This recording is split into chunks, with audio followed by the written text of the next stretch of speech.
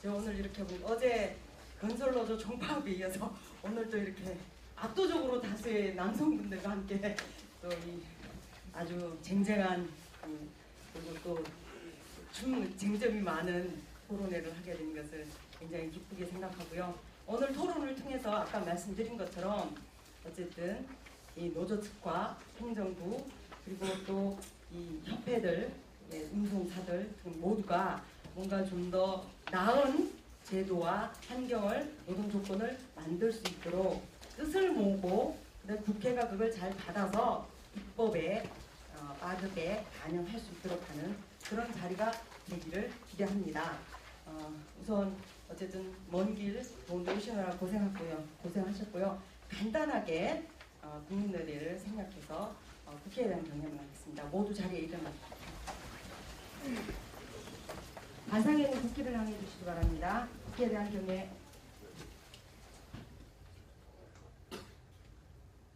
네, 자리에 앉아주십시오. 그래서 자리 지금 보셔서 잘 아시겠습니다만은 오늘은 어쨌든 제도 개선을 중심으로 집중적인 토론을 해보고자 합니다. 그래서 노조나 전문 또 연구를 하시는 교수님들이 제안하시는 각종 제도 개선 과제에 대해서 부처나 그다음에 노조, 그다음 물류 회사를 운영하시는 분들의 의견을 충분히 듣고 또 오늘 공동 주최하시는 세 분 의원님들이 환경노동위원회와 국토교통위원회 의원님들이십니다. 가장 구체적인 역할을 하시는 분들이기 때문에 이분들이 큰 앞으로 또 입법 과제를 해결하시는 데 주도적인 역할을 하실 것으로 믿습니다. 먼저 주최하시는 의원님들의 인사 말씀을 듣겠습니다. 한명수 의원님들부터 인사 말씀 하시겠습니다.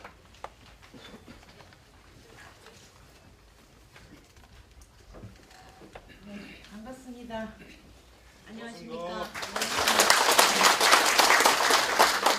저는 국회에 국회에 환경노동위원회에 속해 있는 민주당의 한명숙입니다. 지금 우리 민주당에서는 경제민주화 그리고 을을 지키기 위한 운동이 한창 벌어지고 있습니다. 이것이 우리 사회의 지금 핵심 화두인 것으로 알고 있습니다만 우리 화물 운송 노동자야말로 저임금 그리고 다단계 구조의 전형적인 을의 위치에 있는 분들이 아닌가 이렇게 생각합니다. 그런 점에서 오늘 화물 운송 노동자들의 권리를 위해서 이 토론회가 마련된 것은 참으로 늦은 감이 있지만 시의적절하고 뜻깊은 일이라고 생각합니다. 함께 이런 좋은 자리를 마련해 주신 우리 이미경 의원님과 또 윤우도 의원님께 감사의 말씀을 전합니다. 오늘 발제를 맡아주신 교수님께서도 좋은 말씀을 해주시리라고 기대하고 감사드립니다. 우리 한국 사회가 동북아 물류 중심 국가를 국가 중점 목표로 내세울 만큼 지금 물류가 산업 국가의 물류 산업 국가의 기틀을 잡아왔고 지금까지 많이 발전을 해왔습니다. 앞으로도 산업의 다각화가 이루어지고 또 인터넷 쇼핑과 같은 이런 것들이 확대됨으로 인해서 화물운송 시장의 규모가 앞으로도 굉장히 커지리라고 예상이 됩니다. 그렇지만 물류 강국이라는 말이 그때 때도 여전히 화물운송 노동자들의 노동 기본권 문제, 그 다음에 생존권 문제가 제대로 보장되지 못하고 있는 것이 참 안타까운 현실입니다. 현재 화물운송업에 종사하는 노동자의 대다수가 위탁이나 수탁이나 지입제와 같은 특수고용 형태를 취하고 있는데요. 화물 노동자들은 실질적으로 고용되어 있는 노동자임에도 불구하고 때로는 자영업자로 분류돼서 노동자의 기본권조차 보장받지 못하고 있는 것이 현실입니다. 그래서 그리고 또한 화물운송 노동자들은 산재보험률도 굉장히 낮아서 산재보험 전면 적용 등의 아주 전면적인 적극적인 보호 방안도 굉장히 시급한 것이 아닌가 이렇게 생각이 듭니다. 제가 속해 있는 국회 환경노동위원회에서도 특수고용 노동자들에 대한 기본권 보장을 위한 법 개정을 계속해서 노력을 지속해오고 있습니다만 특수고용 노동자들의 기본권 보장이라는 오래된 이런 숙제가 조속한 시일 내에 결실을 맺을 수 있도록 최선의 노력을 하겠다는 말씀을 드립니다. 지금도 법안이 발의되어 있는 것도 있습니다. 그러나 그 수위가 조금 조정이 되기 힘든 수위가 있어서 저도 그것을 좀 조정하는 수준에서 법안을 또 발의할 예정에 있습니다. 그래서 앞으로 환노위에서 여러분의 그 기본권을 확대하고 확보할 수 있는 그러한 노력, 제도 노력을 열심히 하겠다는 약속을 드리면서 인사말을 대신합니다. 오늘 생산적인 토론이 돼서 여기에서 나오는 모든 이야기들이 앞으로 법안을 만드는 데나 여러분들의 문제를 해결하는 데 기틀이 됐으면 하는 기대를 합니다. 여러분 감사합니다. 제가 다만 지금 환경노동위원회가 열리고 있어서 제가 발언을 해야 되기 때문에 오늘 이 자리에 끝까지 참석을 못하고 떠나는 걸 양해해 주시기 바랍니다. 네.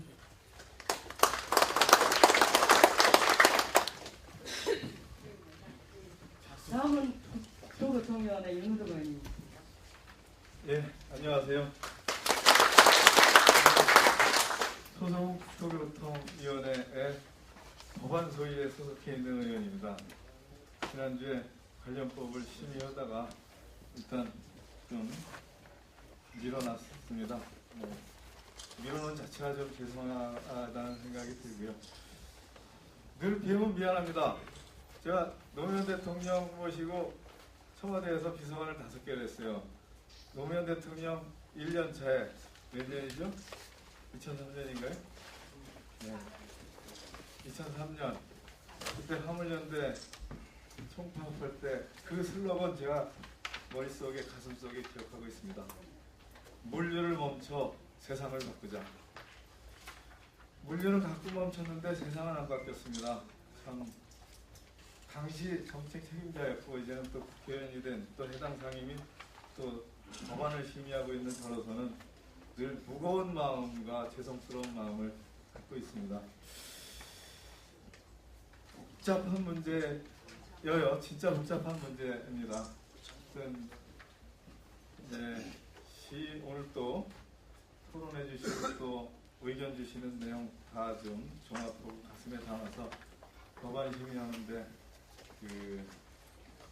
최선을 다하도록 하겠습니다. 저도 목표는 하나입니다.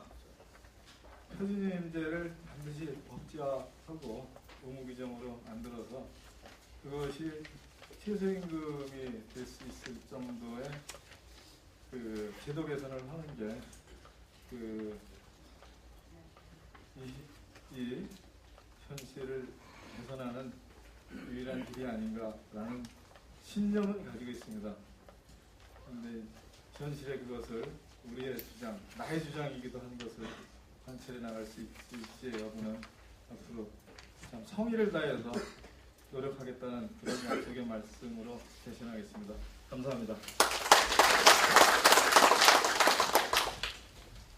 하시는 의원님 마지막 인사 말씀이신데요. 윤희경 의원님 모시겠습니다.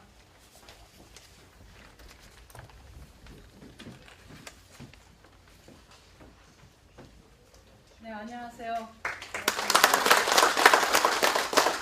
저도 국토해양위원회 소속으로 일하고 있습니다. 화물연대가 해마다 많이 파업을 해왔기 때문에 조금은 화물연대 사정을 알고 있었습니다. 그런데 이제 막상 제가 국토해양위원회에 와서 일을 하게 되고 또 CJ 택배 노동자들 또 파업이 있었고 그러면서 다시 이 문제를 더 꼼꼼하게 볼 수 있었습니다. 그러면서 어떻게 이런 식으로 일을 하게 되는가 하는 생각을 정말 분명하게 할 수 있었어요. 이 다단계 하청 구조로 짜여져 있고 그리고 또 실질적으로는 노동자보다도 못한 임금을 받고 있으면서도 자기 차를 갖고 있다든지 등등으로 해서 사장 소리는 듣지만은 실질적으로는 노동자보다 훨씬 못한 그러한 상황 속에서 일을 하고 있는 이 화물 노동자들의 현실을 그냥 10년 이상 이렇게 방기하고 있다는 것은 정말 문제다, 이런 생각을 저는 분명하게 했습니다. 최근에 우리 그 장발장 얘기를 다룬 영화 있었죠. 그걸 보면은 그 당시 노예들이 이 배를 젓고 있는 모습을 보고 제가 제 보좌관 보고, 야, 마치 그 영화를 보고 있는 것 같아. 이게 노예 계약이 아닌가. 저는 분명 좀 그렇게 생각합니다. 그리고 이걸 분명하게 또 민주당에서도 민주당의 당론이다 하고 민주당 국토해양위원회 의원들 모두의 이름으로 법안을 내놓았고 그랬는데, 더 열심히 챙기는 일을 해야지 된다 하는 의무감을 분명하게 가지고 있습니다. 근데 마침 이것이 이제 저희가 소위원회 둘로 나눠져 있는데, 교통을 다루는 소위원회 있고 주택, 도로, 주택을 다루는 소위원회 있는데, 저는 이제 주택 쪽의 소위원회에 속해서 교통 쪽은 마침 이제 이번에 아까 왔던 윤우덕 의원이 교통 쪽 법안 소위원회로 들어갔습니다. 그리고 지난번 국회 상임위원회 열렸을 때 좀 이 문제에 대해서 발언 또 하고, 또 교통 소위원회에서 표준 임금제에 대해서 정부가 안을 좀 더 가지고 오겠다 하는 의견까지를 들어놓고 법안은 아직 지금 심의 계속하고 있는 중에 있습니다. 오늘 이 자리에 우리 국토교통부의 과장님도 오셨고, 이 문제를 민주당이 중요하게, 특히 오를 살리는 그런 지금 중요한 우리의 과제로 생각하고 집중하고 있는 이러한 사안인 만큼 정부에서도 이제 더 이상 늦추지 않고 분명하게 적어도 몇 발자국은 앞에 나갈 수 있도록 해야지 된다. 요구하시는 모든 것이 다 아직 다 안 이루어진다 하더라도 몇 발자국은 훨씬 더 앞에 나갈 수 있도록 만들어야지 된다 하는 생각을 가지고 정부도 임하도록 요구하고, 우리 국회에서도 그런 방향으로 가겠다 하는 말씀을 드립니다. 아까 한정숙 의원님이 속해 있었던 환경노동위원회에서는 특수고용 노동자들의 법이 그것도 수년간 지금 요구를 하고 있습니다만은 아직도 고용부에서는 꼼짝 않고 있다는 소식을 듣고 있습니다. 그것도 보다 분명하게 좀 더 진전을 이루도록 만들어야지 되겠고, 일단은 표준임금제와 더불어서 몇 가지 여러분들이 요구하시는 그런 사항들에 대한 제도 개선이 분명하게 이루어질 수 있도록 해야 되겠다. 그리고 더 많은 사람들이 이 38만 명의 이 특수고용을 속해 있는 이 노동자들이 실질적으로는 사장 소리 듣고 있기 때문에 이런 식의 고용 계약 속에서 있는지를 너무 많이 모르고 있는 것 같습니다. 그래서 더 많이 이 문제에 대한 사회적인 관심 가져야 될 것 같고, 또 변화가 있도록 열심히 하겠습니다. 오늘 이 토론회에 그동안은 요구하는 이 거리에 요구사항은 많았지만은 정부 측과 또 연구하시는 여러분들 얘기를 듣고 함께 이 공감대를 넓혀나가는 자리는 아주 오랜만에 만들어지는 것 같습니다. 그래서 마음에 또 혹시나 안 드시는 얘기가 있다 하더라도 중요한 토론의 장인 만큼 귀 기울여서 말씀해 주시고, 또 여러분들이 계속해서 여러분들 의견 잘 개진해 주시고, 이렇게 나가면은 더 좋은 성과를 얻을 수 있지 않겠는가 생각합니다. 열심히 노력하겠습니다. 고맙습니다. 우리 토론회를 하면은 우리 당의 여러 토론회에서 굉장히 관심을 많이 가지시고 다 일일이 챙겨보시는 우리 김춘진 의원님, 우리 격려하기 위해서 와주셨습니다. 고창 부안의 지역구를 둔 의원님이십니다.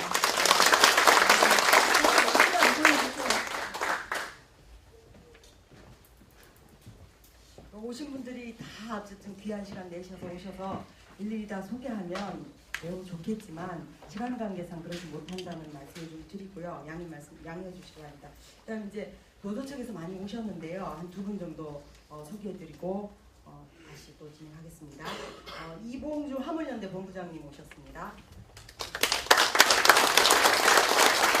김소희 공공운수노조 수석 부위원장님 오셨습니다. 네, 반갑습니다. 특별한 사연이 있어서 모자를 쓰셨다고 하십니다. 그래도 이렇게 많이 오셨는데 우리 김종인 수석부위원장님 모셔서 간단하게 여러분들을 대표하는 말씀 좀 듣겠습니다. 네, 제가 그저께 색발을 좀 했습니다. 그래서 제가 모자를 벗으면 흉기가 될까 봐서 그런 식으로 이야기하도록 하겠습니다. 양해 좀 바라겠고요. 참 하물연대 이 만든 게 10년이 넘었습니다. 올해 11년 차인데요. 하물연대는 매년 파업을 해왔습니다. 그런데 파업을 할 수밖에 없는 조건이었고 뭐 제가 말씀드리지 않더라도 여기 계시는 정부에서 오신 분들이라든가 또는 업계에서 오신 분들 잘 아실 텐데 화물노동자는 원래 노동자였습니다. 다 정부의 정책에 의해서 법에 의해서 노동자였는데 어느 날 갑자기 이 업계에서 이 여러 가지 편법들을 동원해서 이 차량들을 불화하면서 특수고용직 노동자로 전락했는데 그러다 보니까 사업자로 그러면서 정부에서는 이제 또 업계에서는 사업자라고 합니다. 그런데 실질 사업자로 보호받을 수 있는 법적 근거가 하나도 없습니다. 적용받을 법이 없지요. 그러다 보니까 노동자도 아니고 사용자도 아니고 법의 사각지대에서 적용받을 법조차 없는 지금 말해서 대한민국 국민도 아니고 유령처럼 살아왔습니다. 그러다 보니까 제대로 보호를 받지 못해서 자기가 비싼 돈 주고 산 차량에 대해서 재산권조차도 이 보장받지 못해서 업계들이 오히려 우리 개인들이 산 차량을 담보로 돈을 빌려 쓰고 어려워지면 다 자신들이 이 팔아먹고 도망가고 이러면서 어느 날 갑자기 정말 빈털터리가 돼버리기도 하고 뿐만 아니라 계속 지금 이제 이 한국 무전자원이 없기 때문에 해외에서 값싼 업무자재를 수입해 와서 생산 조립 대판 형태 산업 구조상 물류업이 중요한데 그러다 보니까 기름한방울 안 나는 나라에서 기름값이 높고 물류비가 굉장히 높습니다. 그러다 보니 계속 비용은 상승하는데 오히려 수입은 10년, 20년 이후보다도 훨씬 더 지금 계속 감소하고 있는 이런 상황에서 결국은 그 수입 가지고는 살아가지 못하다 보니까 빚을 내서 부채로 살아가고 있고 그 부채를 갚지 못해서 감당하지 못해서 수많은 사람들이 자살을 하고 한탕이라도 더 하기 위해서 밤잠도 못 자고 심야 운행을 하다 보니까 사고로 돌아가신 분들도 뭐 화물연대 결성 이후에 지금까지 아마 저 머릿속에 지금 다 기억을 하지 못할 정도로 많은 분들이 돌아가셨습니다. 이런 상황에서 지난번 우리가 이제 같은 화물 노동자입니다만 택배 노동자들이 파업을 했고 그러면서 다시 한번 세상에 이 화물 노동자들의 문제가 뭔지를 알려냈는데 결국 근본적인 해결은 하지 못한 채 일단 이봉책을 마련한 후 이제 이후를 대비하면서 지금 이제 투쟁이 끝나 있습니다만 택배들이 당장 또 투쟁이 벌일 수밖에 없는 조건이고 얼마 전에 화물연대 간부들이 700명을 예상하고 확대 간부 수련회를 했는데 1100명이 모였습니다. 들어갈 자리가 없어서 300명이 밖에서 이야기를 들을 정도로 지금 화물노동자들이 지금 상태가 그만큼 심각하고 이제 더 이상 다른 길이 없기 때문에 올해 또 투쟁을 지금 하려고 준비하고 있습니다. 이렇게 매년 화물연대가 투쟁을 하면 정부나 업계에서는 들어주겠다고 약속을 하고 그리고 투쟁만 끝나고 나면 다시 언제 그랬느냐는 것이 분식장처럼 내던져버리고 이러다 보니까는 다시 또 투쟁을 할 수밖에 없는 이런 상황에서 이렇게 갈 경우에 저는 사회적 비용도 화물노동자들의 요구하는 요구를 들어주는 것보다도 지금 들어주지 않아서 매년 발생하는 이 투쟁으로 인한 사회적 비용이 훨씬 더 높다고 보고 저는 오늘 정부에서 오신 분들도 그렇고 업계에서 오신 분들도 그렇고 자제에 좀 근본적으로 이 문제를 해결함으로써 늘 업계나 정부가 이야기하는 같이 살 수 있는 길을 찾아주실 것을 좀 당부드리면서 아까 토론문 잠시 보니까 뭐 아무런데 요구에 다 반대 하고 계시던데 그렇게 하지 마시고 정말로 이 문제를 해결하는데 국가 경제를 위해서도 그렇고 국민들 위해서도 그렇고 뭐 어떤 게 도움이 되겠는지 정말 상시의 기회를 좀 찾아주실 때 당부드리면서 어떤 오늘 이 토론회가 이 근본적으로 문제를 해결하는데 단초가 마련될 수 있기를 기대합니다. 그리고 마지막으로 오늘 토론회를 관심을 가지고 해결하기 위해서 노력해 주신 이미경 의원님, 그다음에 한명수 의원님, 윤동 의원님께도 감사한 말씀 드리면서 마치겠습니다. 감사합니다. 모습이 되고 했는데요. 그만큼 작아 보이지만 어렵게 귀하게 또 이해관계를 가지신 분들이 모두 모인 자리이기 때문에 충분히 듣고 의견을 나누시고 대안을 모색하는 자리를 만들었으면 좋겠습니다. 예, 다음 이제 본격적인 토론의 진행은 이남신 한국비정규직 노동센터 소장님께서 진행을 해주시고요. 나머지 이제 토론자와 발제자분들은 나와서 다시 소개하실 거기 때문에 저희가 소개하지 않았다는 말씀을 양해 말씀드리겠습니다. 네, 소장님께 말씀 드리겠습니다. 네, 말 한마디 잘못하면 누가 날아올 것 같은 굉장히 뜨거운 분위기인데 오늘은 이제 우리 한물연대 동지들 차분하게 토론에 임해주실 거라 믿습니다. 예, 저는 오늘 사회를 맡은 한국비정농센터 소장 이남수입니다. 반갑습니다. 예, 오늘 방청석도 꽉 차고 그리고 발제 토론도 굉장히 많습니다. 그래서 또 시간 안배도 잘해야 될 이런 또 토론이고요. 무엇보다도 워낙 뜨거운 쟁점이라 하실 말씀은 많겠습니다만 예, 상호간에 지켜가면서 차분하게 합리적 공론의 장을 좀 만들었으면 좋겠다는 말씀 드리고 싶습니다. 요즘 뭐 가불 관계가 화두죠. 그리고 한물연대는 대표적인 의리죠. 병입니다. 병입니까? 예. 지금 1천만에 달하는 비정규직 문제와 관련해서 가장 심각한 게 특수고용과 간접고용 노동자들의 문제입니다. 비정규직 중에서도 가장 최악의 일자리이기도 하고요. 그리고 무엇보다도 최근에 가장 많이 늘고 있는 게 특수고용입니다. 우리 화물 운송 38만 명을 위시해서 대략 250만으로까지 추산이 되고 있습니다. 더 이상은 방치할 수 없을 정도로 한국 사회 노동의 문제와 관련해서 가장 우선 해결해야 될 그런 관계가 되어 있습니다. 무엇보다도 지금 이미 노조를 결성한 지 10년이 넘은 화물연대 노동자들의 노력에 힘입어서 특수고용 문제가 많이 쟁점화되기도 했고 또 올해는 CJ 대한통운 택배기사 투쟁으로도 다시 한번 환기되긴 했습니다만 여전히 답답한 형국입니다. 그렇죠. 그래서 이런 부분과 관련해서 이제는 더 이상은 개별 노동자들의 희생에 바탕한 이런 현실 진전이 아니라 제도 개선이 이제 필요할 때다. 그래서 오늘 굉장히 중요한 그런 자리라고 생각하고요. 이 자리가 모쪼록 좀 제도 개선을 통한 유동의 비를 보시는 그런 계기가 되기를 바라면서 바로 진행하도록 하겠습니다. 일단 오늘 참석하신 분들 제가 소개를 할 텐데 원래 이 발제 좌석이 없어가지고 조금 불편하게 됐습니다만 예, 먼저 첫 번째 발제를 맡아주실 윤영삼 부경대 경제학부 교수님 모셨습니다. 힘찬 박수로. 예, 두 번째 발제를 맡아주실 분입니다. 우리 권주석 공공운수 법률원장님 오셨습니다. 예, 여기 장청성에서 보시기에 제 왼쪽에 계신 분부터 차례대로 소개해드리겠습니다. 힘차게 박수 쳐주시면 고맙겠습니다. 예, 우리 한덕식 한국통합물류협회 상무이사님 오셨습니다. 이건재 한국무역협회 물류협력실 부장님 참석하셨습니다. 이태영 한국교통연구원 물류정책기술본부 우리 박사님 참석하셨습니다. 잘 아시는 분이시죠? 신동진 화물연대 조직국장님.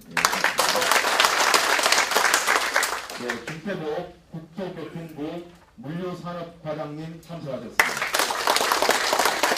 마지막 분입니다. 이창규 고용노동부 근로개선정책과 사무관님 참석하셨습니다.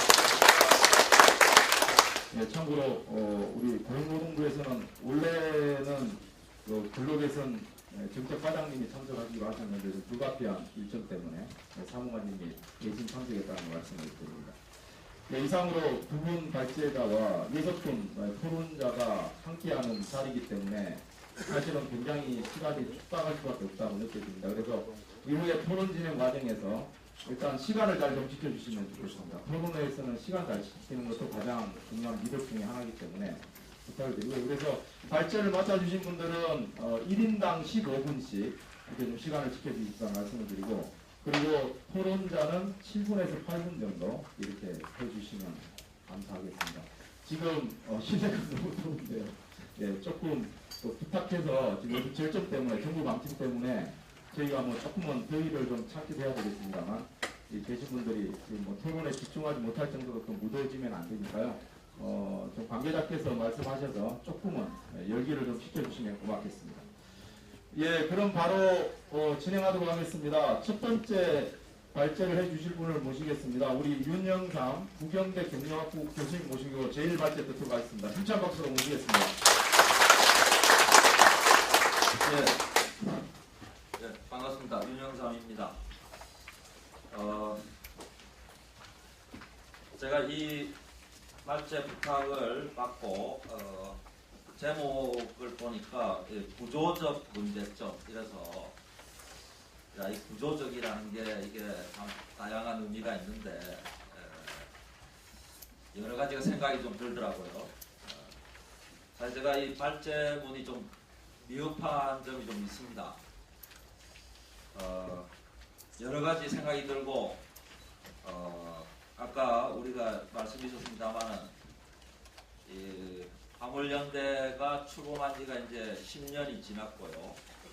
저 개인적으로도 하여튼 물류 분야에 관심을 갖고 연구라고 한 것도 한 10년이 지난 것 같습니다.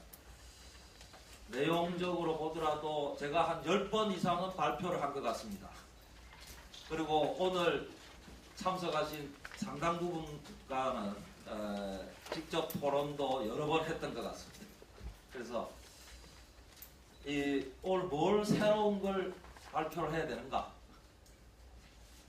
상당히 좀 고민이 됐었고요. 고민을 많이 하다 보니까 좀 센티멘탈해집니다. 오늘 굉장히 중요한 자리에 여러 가지가 좀 착잡한 기분도 들고 해서 말씀을 드리는 건데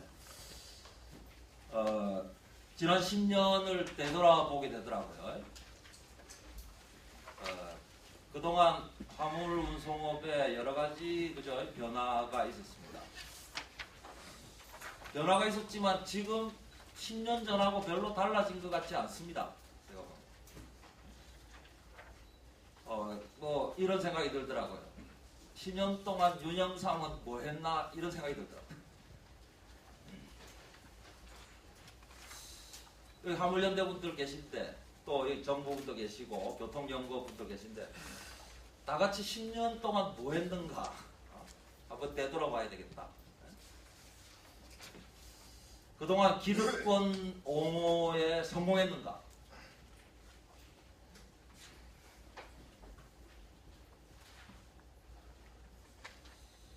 정말 화물운송 시장 발전과 안전을 위해서 우리가 다 같이 정말 노력했었는가?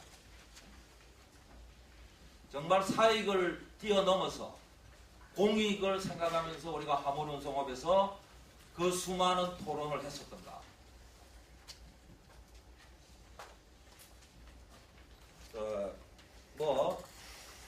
이런 이야기를 하다 보니까 야 이거 자본주의 사회구나. 이 자본주의 사회가 문제구나. 뭐 이런 생각도 들더라고요. 그래서 제가 이 정도 하고 하여튼 발제자로서 역할에 충실하려고 합니다. 대략 제가 발제문을 좀 만들었습니다만은 내용은 우리가 어떻게 보면 10년 전부터 해온 이야기고요. 다 아는 얘기입니다. 그냥 제가 오늘 대표적으로 그냥 우리 전체 이야기를 환기시키는 이야기 정도만 하고요. 아마 뒤에 우리 발제하실 우리 권두섭 검증 원장님께서 우리의 좀 더 구체적인 대안에 관한 발제를 하는 걸로 알고 있습니다. 아마 그 부분이 좀 더 중요한 얘기일 것 같습니다. 그리고 토론자분들의 지난 10년간에 대한 회고와 오늘날 화물 현재 시점에서 도대체 화물운송업의 상생, 공생 이런 차원에서 무엇을 할 것인지 아마 대안을 이야기해 주실 거로 안 된다 기득권을 침해하기 때문에 안 된다 이런 말씀만 안 하실 거라고 저는 기대를 합니다. 오늘은 그래 좀 다 같이 살아보자 이런 아마 대안을 제시할 거라고 기대를 합니다. 여러분들도 그렇죠? 네. 자, 아마 최근에 갑과 을 문제가 있습니다. 그죠? 기본적으로 정규 노동자들도 을이지요. 자본주의 사회에서 노동계약도 계약이니까 그죠? 문제는 상당히 불평등해서 을의 서름은 뭐 있기 마련입니다만은 이게 너무 심하면 문제다 그죠? 예. 아마 얼마 전에 CJ 택배 을의 서름 때문에 생긴 일이겠죠. 예. 우리 왜 그런지 다 알고 있지 않습니까 그죠? 예. 화물운송 택배업도 화물운송업이고 그죠? 그러다 보니까 아마 전체 얘기에 다 해당됩니다. 아마 이런 얘기를 좀 하고 싶습니다. 시장은 좋은가? 시장은 좋은 점도 있고 나쁜 점이 있죠. 정부는 늘 이런 얘기를 하고 있습니다. 시장 기능을 회복한다. 그 속에는 시장은 좋은 건데 어쩌다가 나빠졌다. 그래서 회복시켜야 될 것으로 좋은 것으로 생각하는 것 같습니다. 저는 좀 다르게 생각합니다. 시장은 좋은 점도 있고 나쁜 점도 있습니다. 화물운송업은 나쁜 점이 좋은 점을 압도하고 있다고 생각합니다. 그래서 회복시킬 문제가 아니라고 생각합니다. 시장에 다른 대표적으로 국가의 힘이 가해져야 하는 것이지 시장이 항상 선하게 돌아가는 것은 아니라고 생각합니다. 그런 면에서 우리가 오늘 화물운송업에 관한 대안을 마련하는데 다시 시장의 기능을 회복한다든가 시장을 선진화시킨다든가 이런 얘기를 해서는 안 될 거라고 생각합니다. 첫 페이지에 우리 화물운송업에 상생, 공생 이런 얘기는 한 번도 없었습니다. 최근에 화주하고 물류기업하고 정부하고 같이 상생 회의를 했던 거죠. 왜 그들만 합니까? 화물운송 노동자하고 같이 모여가지고 상생 협약하고 표준 계약서 논의를 하셨던 건가요? 같이 이렇게 좀 하면 안 됩니까? 정부와 화주와 물류기업만 모여가지고 상생 이야기를 하고 있는데 좀 더 넓혀서 좀 같이 좀 했으면 좋겠습니다.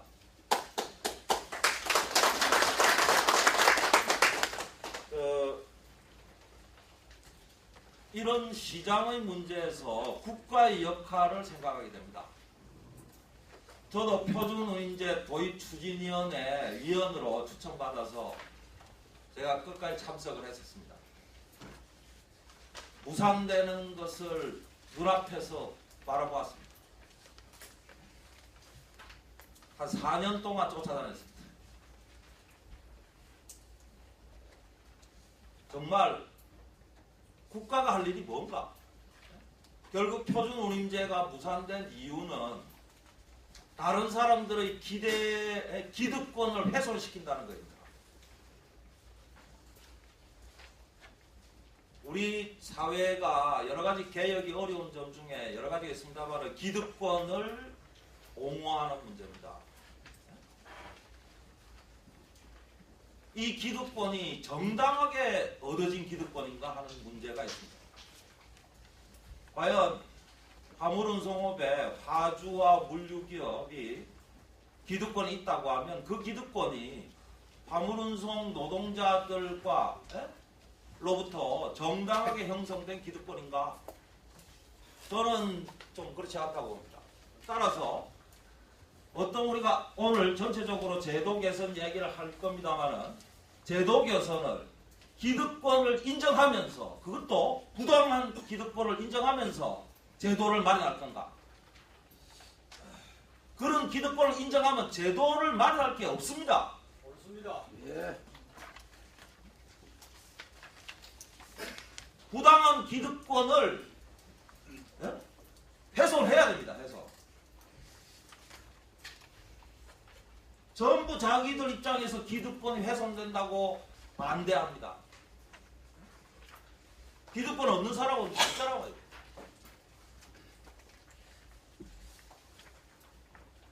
이제 우리의 기득권이 부당했던 것이라면 좀 내려놓읍시다. 그리고 같이 상생의 길을 좀 같이 모색을 하도록 합니다. 그래서 을의 서름을 이제는 좀 줄여줍시다. 제거해 줍시다. 자, 어쨌든 문제는 이제 정권이 좀 바뀌었습니다.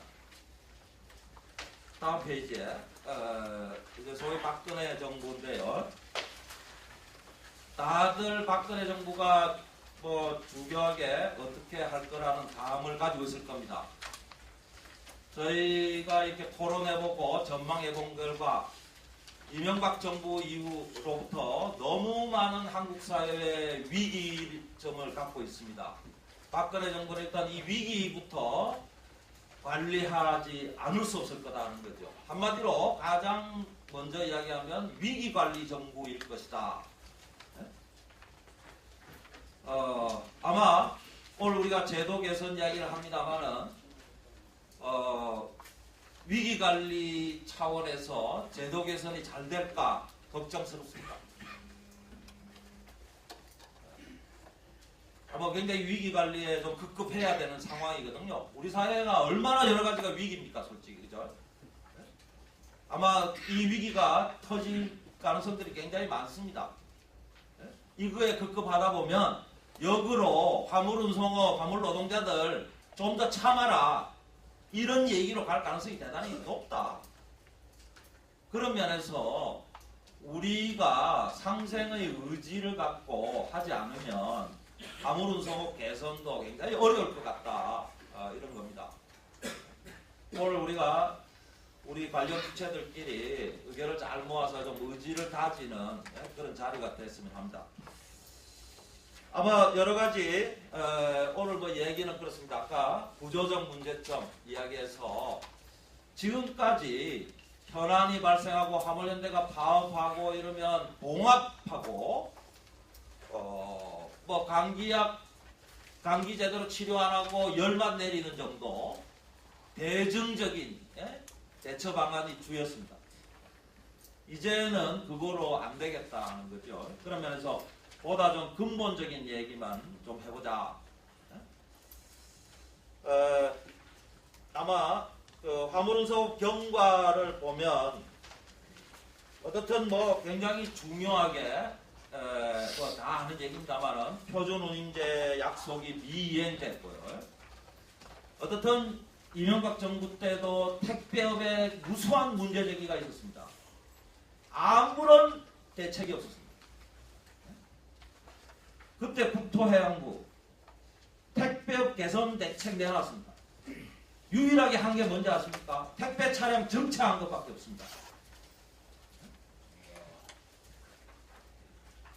이제 박근혜 정부는 위기관리가 중요한 겁니다. 여기서 화물운송업 이야기가 정말 위기라고 생각되지 않으면 아마 쳐다볼까 걱정스럽습니다.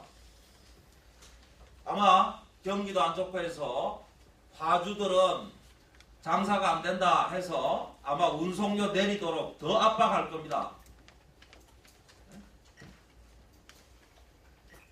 지금 뭔가 제도 개선을 하기에 여건이 굉장히 안 좋다는 얘기를 말씀드리는 거고요. 자, 어떻든 뭐 그동안 15페이지에 정부가 해온 거 우리 다 알고 있는 거죠. 문제는 10년 전이나 지금이나 개선 효과는 거의 없다라고 하는 겁니다. 약간의 제도 변경 개선은 있었습니다. 그것도 화물연대가 꼭 파업을 했어야 있었습니다. 정부가 스스로 개선한 적은 없다고 생각합니다.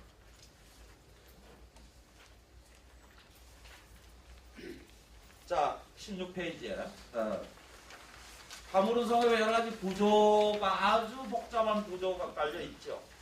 그런데 계속 정부는 구조 개편은 안 하고 시장 기능 회복만 얘기하고 있습니다. 화물운송 시장 선진화 추진 뭐 이런 표현들을 써왔습니다.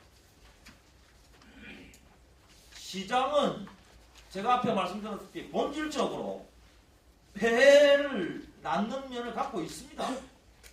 시장으로 회복한다고 폐해가 없어지냐? 아닙니다. 시장 외에 힘이 필요하다. 화물운송업에 이런 얘기죠. 자, 화물운송의 구조적 문제점 뭐 다 알고 계신 겁니다. 그죠? 네?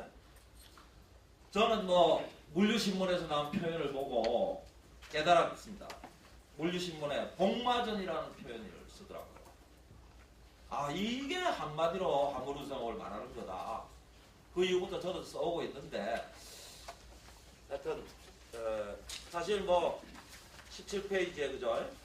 여러 가지 우리 화물운송업이 어떤 문제가 있다는 거 다 알고 문제는 뭐 산업마다 문제가 없겠습니까? 그러나 가장 중요한 것은 화물운송업의 가장 중요한 법적 주체는 아니고요. 네? 실질적인 주체인 화물운송 노동자들이 살기가 어렵다는 거죠. 이 살기 어려운 것에 대해서는 지금까지 여러 가지 조사 자료를 가지고 우리가 얘기했습니다. 그죠?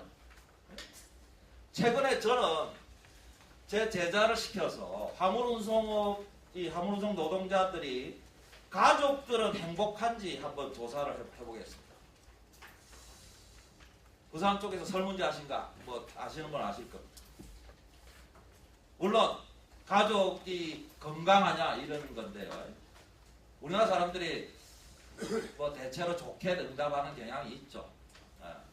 그래서 심각하게 불행하다 응답은 별로 없었습니다만은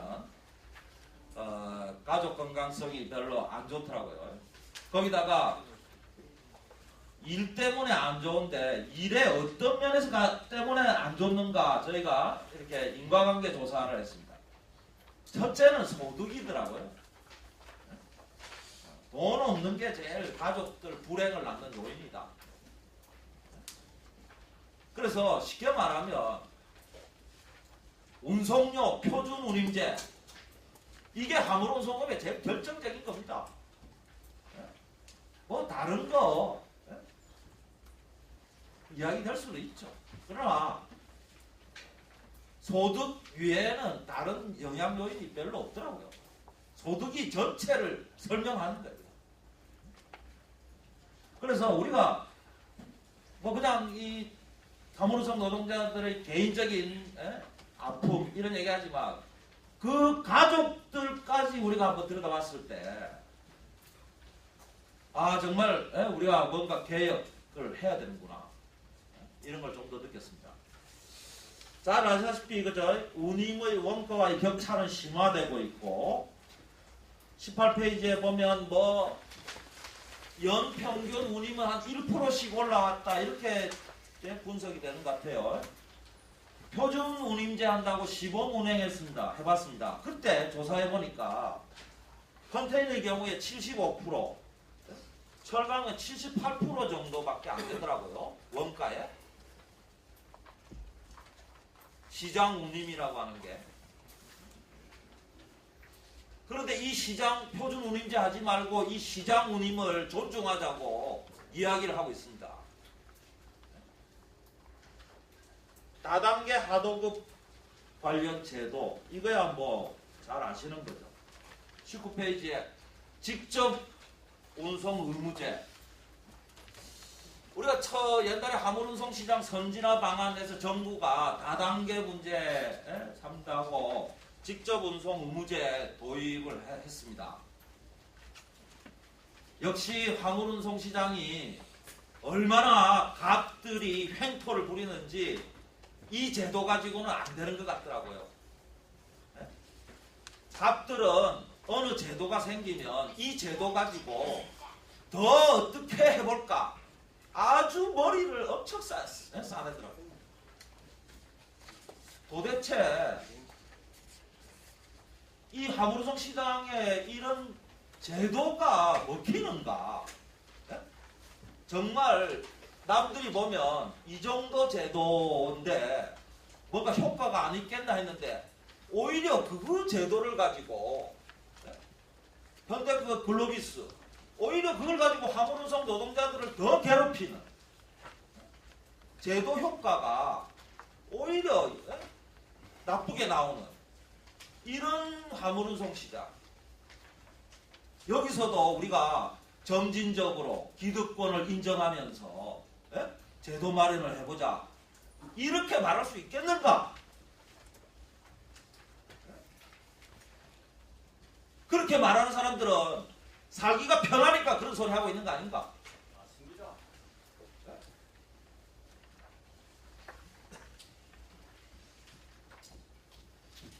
그 다음 무권리입니다. 화물운송 노동자들 권리 아무것도 없습니다. 소유권 당하는 사람 굉장히 많습니다. 그죠? 그리고 불안합니다. 유일하게 재산이 있다는 거 차인데 차 그거 언제 한번 지금은 내가 문제가 없지만 항상 문제가 생길 소지가 있죠. 그러고 나면 누가 책임집니까? 누가?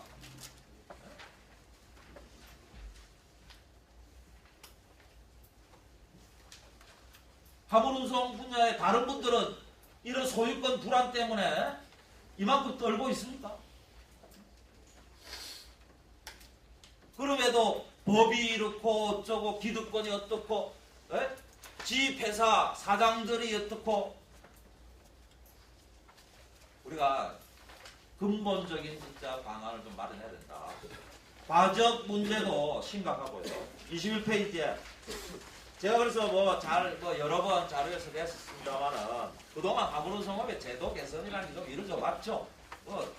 가지수로 치면 엄청 많습니다. 그죠? 그런데 왜 지금 우리가 여전히 이러냐? 이겁니다. 유류보조금 준다고 우리가 아주 만족해가지고 이제 더 이상 할 게 없는가? 아니다 이거죠. 사실 이거 다 안 했어도 됐습니다. 어떻게 보면 안 했어도 됐다. 이 안 하나 뭐 마찬가지였다. 뭐 이렇게 심하게 말할 수도 있어요. 이거 한다고 매년 파업하고 파업에서 얻어낸 거 뭐 이거고 개선한 거 이거고 이런가? 우리가 한번 뒤돌아보자 하는 일. 22페이지. 자, 이게 앞으로 그러면 앞으로는 가만히 있어도 잘 될 건가? 전혀 그렇지 않죠. 전혀 그렇지 않습니다. 23페이지. 계속 2003년도에 노무현 정권이 출범하고는 화물연대 이야기가 있으니까 노무현 대통령이 했다는 얘기가 있습니다. 국토부에서 계속 심각한 집단 민원이 있다. 뭐 이런 정도로 보고를 했다고 합니다. 노무현 대통령이 보니까 집단 민원 수준이 아니다 이거는 사회 정의 문제다.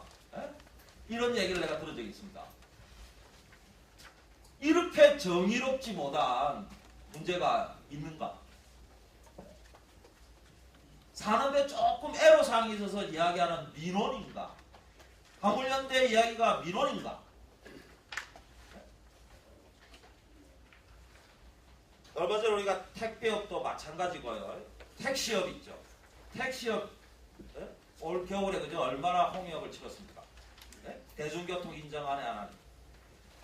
택시업 정부가 오랫동안 방치해왔거든요.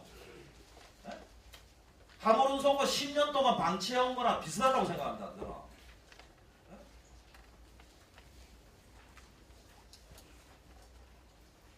이제 더 이상 방치하지 말고 이제 근본적인 이야기를 좀 해보자 하는 거죠. 개선 방향은 뭐 여러 가지 우리가 고려할 사항이 있습니다만은 항상 현실적인 방안 얘기를 합니다. 여러분들 그 현실적인 방안의 현실이라는 게 뭔지 아십니까? 기득권 보장하면서 이야기입니다. 기득권 보장하면서 하자. 네? 기득권 보장하고는 아무도 할 게 없더라고요. 자, 이제 운임 문제. 그동안 우리 수많은 제도 개선이 됐지만 이제 핵심 문제라고 우리는 알고 그죠? 이야기를 해왔습니다. 하물운송업에서 운임제도가 표준운임제로 개편돼야 된다는 거 오래전부터 이야기해왔습니다. 이게 핵심이다. 자, 국가는 뭘 해야 되는가? 다시 한번 생각해봅시다. 24페이지. 표준운임제. 택시가 그죠? 저도 뭐 택시에도 좀 이렇게 관심을 갖고 있는데 택시 고치려면 정말 어렵습니다. 여러 군데가 다 써있고 기득권 인정해주면서 하려니까 안 되더라고요. 택시도. 여러분들 잘 아시는 하종광 쌤 있죠? 택시에서 가서 도와달라 했더니 택시 문제는 절대 다 안 한다고 뭐 이런 농담같이 했다고. 거기는 너무 복마저이다. 오랫동안 노력 기울여도 택시 개선 대단히 어렵다. 자, 어쨌든 문제는 어디서부터 풀어갈 거냐 하는 겁니다. 우리가 마찬가지입니다. 다 소득 운임에서 풀어가야 되는 겁니다. 저는 표준운임제, 표준도입추진위원회 4년 동안 있으면서 제가 얼마나 많이 현실적이라고 한 고민도 해봤겠습니까? 오늘 교통연구원에 나오신 분도 다 얘기할 겁니다. 저 다 읽어보고 다 안 겁니다. 좀 하는 것밖에 없더라고요. 그러면서 정부는 일단 5년을 끌으면서 무사를 시켰습니다. 정권이 바뀌었다는 걸 핑계로 대더라고요. 자, 그 다음에 25페이지에 뭐 그렇습니다. 표준운임제 제대로 서서히 할 수도 있습니다. 그죠? 네. 어떻든 방안을 마련해 봅시다. 아마 우리 최저임금제도 있습니다. 최저임금제도 같이 움직여 가면 됩니다. 운영해 가면 됩니다. 최저임금제 여러분들 뭐 듣고 그죠? 최저임금제 불만도 있고 여러 가지 문제도 있죠. 진행에 표준운임제가 실시돼도 뭐 비슷한 점들이 있을 겁니다. 네? 우리 자 상생의 정신으로 잘 끌고 가면 되겠습니다. 노동기본권 보장 이거 뭐 많이 이야기된 거죠. 문제는 그 표 6 밑에 위장자영 노동자하고 종속적 취업자를 구분해서 정책을 좀 달리 쓰자는 것을 제가 말씀드리고 싶습니다. 위장자영 노동자는 노동자입니다. 껍데기만 사장이죠. 그래서 노동기본권이 주어져야 됩니다. 그 다음에 종속적 취업자는 노동자라고 하기는 좀 곤란합니다. 그렇지만 사실은 위장자영 노동자보다 더 어렵습니다. 상태는. 그래서 우리 복지 이야기하고 있는데 많이 보호해줘야 됩니다. 하물운임제 여기 계신 분들 중에 이 두 가지가 있죠. 제가 쭉 조사해본 바로는 하물의 3분의 2, 한 70%는 위장자영 노동자입니다. 소위 떴다방들도 있고요. 문제는 이 문제들 때문에 좀 고민되는 지점은 있다. 근데 정부는 26페이지에 보면 계속 노동자성 여부 문제에 대해서 논의를 한 적이 없습니다. 정부는 계속 회피만 해왔습니다. 그러면서 적절히 노동자성 판단 문제를 흐리게 만들면서 왔습니다. 오늘 한번 들어봅시다. 어떻게 생각하는지. 그리고 현실의 노동권을 제약하는 것을 묵인해 왔습니다. 자, 어떻든 27페이지에 그러면 노동기본권 문제가 잘 안 풀리면 그 비슷한 게 사실은 뭐냐 표준 위스탁 계약서입니다. 거기에 노동 문제를 담을 수 있는 만큼만 담아서 하면 되는데 그것도 안 해준다고 하는 겁니다. 27페이지에 우리 표준 위스탁 계약서 문제 우리 다 알고 있는 얘기죠. 자, 29페이지에 소유권 보장 문제. 아까 제가 설명을 드려서 생략을 좀 하겠습니다. 시간도 좀 그렇고요. 가족단속 제도도 실효성. 왜 이거를 그저 법 개정을 못 하나요? 과정을 잡아야죠. 과정을 못하게 해야죠. 그 다음에 택배업은 전반적으로 화물 운송업이기 때문에 뭐 이런 내용들이 다 대체로 해당되고요. 좀 특수한 문제가 있는데, 뭐 얼마 전에 이제 택배 이야기들도 많이 나오고 있는데, 사실 택배 쪽은 택배 노동자들이 괴로운 거는 택배 회사들이 영업 좀 괴롭혀서 그렇거든요. 그래서 당장 택배 노동자들의 관계보다도 영업점하고 택배 회사의 관계를 좀 바로잡아야 되겠다 하는 이런 이야기를 좀 드리고요. 그 다음에 뭐 공정거래위원회에서 택배 표준 약관 얘기를 하고 있습니다. 약관을 핑계로 택배 노동자들을 엄청 괴롭히거든요.